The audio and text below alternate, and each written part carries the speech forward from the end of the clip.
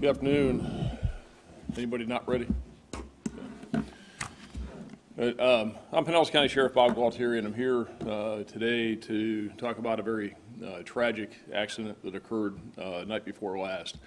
I'll run through some of the facts here as to what happened, explain to you the current status of things, and we have a video of the crash which we'll show you. On January 12th, 2 nights ago, at about 7:40 p.m., Corporal Joe Miner, who is assigned to our narcotics division, so he's an undercover narcotics detective, and he was operating a 2011 Buick LaCrosse, and he was getting ready to, with other detectives, go on a surveillance in South St. Petersburg. They had stopped at a Dunkin' Donuts on MLK Street North, just south of 62nd Avenue North in St. Petersburg, to get coffee. As I said, Corporal Miner was operating this sheriff's office vehicle, and as you will see when we get into the video, he pulled out of the parking lot of the Dunkin' Donuts. He had 3 other detectives who were in the car with him, and as he pulled out onto MLK Street North, he stopped at the crest of the parking lot as it would go out onto 9th Street and eased his way out onto 9th Street. At the time of the crash, he was driving probably less than 5 miles an hour and eased into that intersection. At that time, Eli Ulibarri, who's a 20-year-old male, was operating his motorcycle, which is the motorcycle that's here, and that's Eli. It's a picture of Eli on the motorcycle from previously.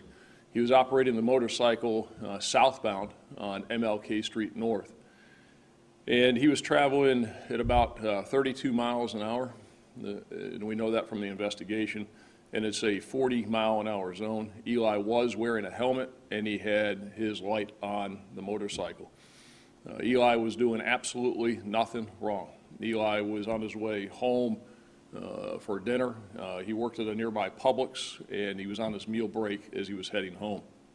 And I want to stress that under no circumstances was Eli doing anything other than obeying the law, traveling within the speed limit, and doing everything that he should be doing in riding that motorcycle.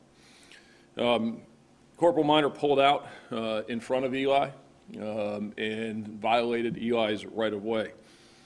Eli locked up the brake on the motorcycle and laid the motorcycle down, and the motorcycle crashed into the side of Corporal Miner's vehicle. Eli was transported to Bayfront Medical Center, where he remains today in extremely critical condition.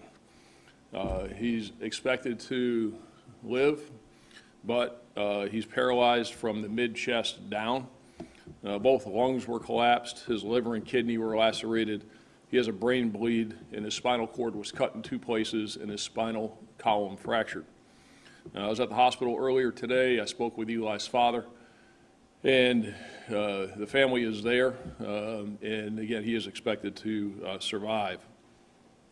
We've conducted a very thorough, complete, and objective investigation and determined that sole responsibility for this terrible accident rests with Corporal Miner.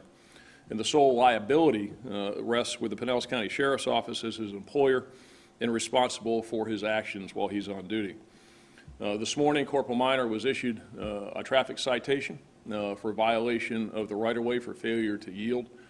Because of the serious bodily injury, it requires a mandatory court appearance before a judge, and he'll appear in court at that court date in February. I have also, under Florida law, the maximum liability without a claims bill from the legislature is $200,000. I've written a check for $200,000 and offered it to Eli's parents. It's a tragedy, a very sad situation, and it's one of those things that every time you turn around or you turn the corner, there's just something more to this that gets worse. Today is Eli's 21st birthday.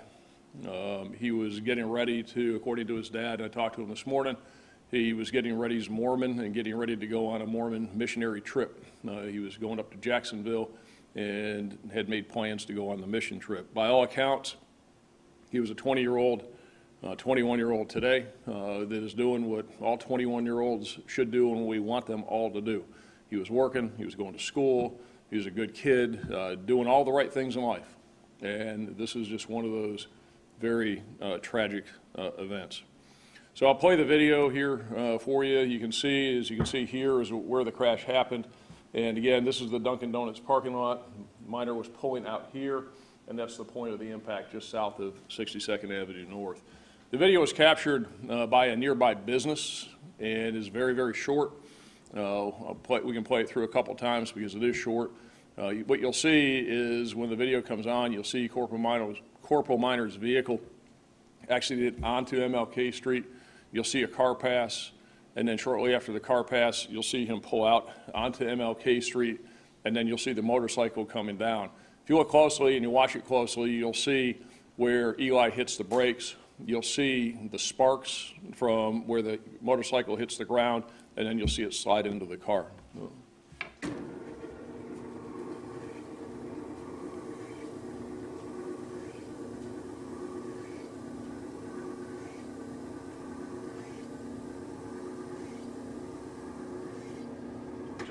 Just for also, because somebody will ask, is that the time that's on this video, it comes from a nearby business. It says 1900 or 7 o'clock. That clock is off. The crash happened at about 7:40 p.m.